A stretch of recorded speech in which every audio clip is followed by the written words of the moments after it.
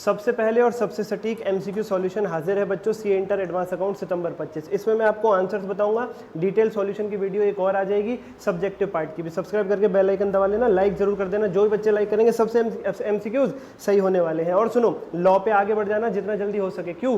क्योंकि भैया बच्चा पार्टी अगला पेपर जरूरी है, इसलिए बस आंसर डिस्कस कर रहा हूँ, बहुत ज़्यादा डिटेल में अभी मत देखना, पेपर के बाद देखना। लॉ पे फोकस करना जरूरी है। बायबैक की केस स्टडी जैसा आपसे कहा गया था, बायबैक या तो सब्जेक्टिव में एमसीक्यू में एक्सपेक्टेड है, वैसा ही हुआ। इसमें देखिए सबसे पहले जो इक्विटी शेयर कैपिटल होगी बायबैक के बाद वो होगी 39 लाख। क्यों? 6000 शेयर आ रहे हैं, इंटू 100 की फेस वैल्यू है, फेस वैल्यू खत्म हो जाएगी वहां से, केवल एक ही जगह एंट्री डेबिट होती है कैपिटल, तो ये हो जाएगा 45 minus 6 39 lakh. Number of share जो अलाउड है बायबैक के लिए वो 6000 है। क्यों?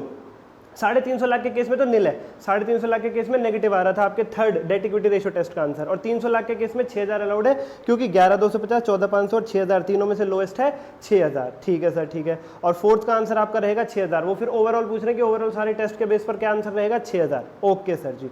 उसके बाद इसका ये फाइनेंशियल स्टेटमेंट, मैंने कहा था इंटरनल रीक और फाइनेंशियल स्टेटमेंट दोनों में से एक 2 नंबर का एमसीक्यू एक्सपेक्टेड है, ये रहा 2 नंबर का एमसीक्यू। नंबर सी, इसका आंसर है 1/10 of the sum of its paid up share capital and free reserves. Dividend के इनएडिक्वेसी ऑफ प्रॉफिट के केस में ये मैक्सिमम ड्रॉएबल अमाउंट होता है 1/10 of sum of its paid up capital and free reserve. उसके बाद ये भैया बहुत ही फेवरेट 17, मैं लगातार कह रहा था 17 इंपॉर्टेंट है, जितने बच्चों के मेरे पास मैसेज आए थे मैंने कहा था ये 17 इंपॉर्टेंट है, इंपॉर्टेंट है, इंपॉर्टेंट है। भैया अगर हम बात करेंगे ओवरऑल टेस्ट के बेस पर, तो ओवरऑल टेस्ट के बेस पर इसमें आपका आंसर रहेगा, ओवरऑल टेस्ट के बेस पर पी, क्यू और टी। ठीक है सर। और रेवेन्यू टेस्ट में फंस रहे थे पी, क्यू और T. Okay sir. Profitability test में फंस रहे थे पी और सी, और एसेट टेस्ट में फंस पी और टी, और एसेट टेस्ट में भी फंस रहे थे पी और क्यू बच्चा पार्टी, पी और क्यू। ओके जी। जिससे मैंने सॉल्व किया था वो पीडीएफ थोड़ी अलग थी, ये पीडीएफ थोड़ी अलग है, कुछ ऊपर नीचे हो जाए तो मैं नीचे करेक्शंस डाल दूंगा कमेंट बॉक्स के अंदर। ओके सर जी, ओके सर जी, ओके सर जी। चलिए बच्चा पार्टी, इसके बाद ये हमारी एक केस स्टडी थी, 12 और 16 को मिला करके दे रखी थी। 18 लाख का क्या करना है? P&L में जाएगा, पब्लिसिटी और रिसर्च एक्सपेंस का खर्चा। उसके बाद बोरिंग कॉस्ट कितनी कैपिटलाइज होगी? बोरिंग कॉस्ट कितनी कैपिटलाइज होगी भैया?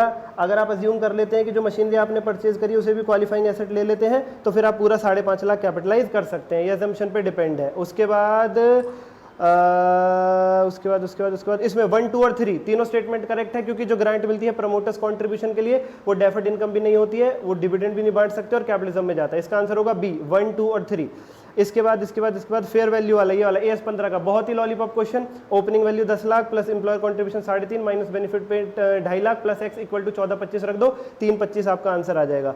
उसके बाद इसका आंसर होगा बच्चों 61,85,000। Initial operating loss, interest paid, ये आपका कैपिटलाइज नहीं होगा, बाकी सारी चीजें कैपिटलाइज होंगी। इसका आंसर आएगा 61,85,000। ओके जी। चलिए बच्चा पार्टी, कमेंट करके बताइए आपका कितना स्कोर बैठ रहा है, फटाफट जितना जल्दी हो सके। आज के लिए इतना ही, मैं डिटेल सॉल्यूशन भी ले आऊंगा, कुछ एक इसमें भूल चूक अगर हुई वो पीडीएफ अलग थी तो मैं कमेंट मार दूंगा, पिन में चेक कर लेना। Thank you.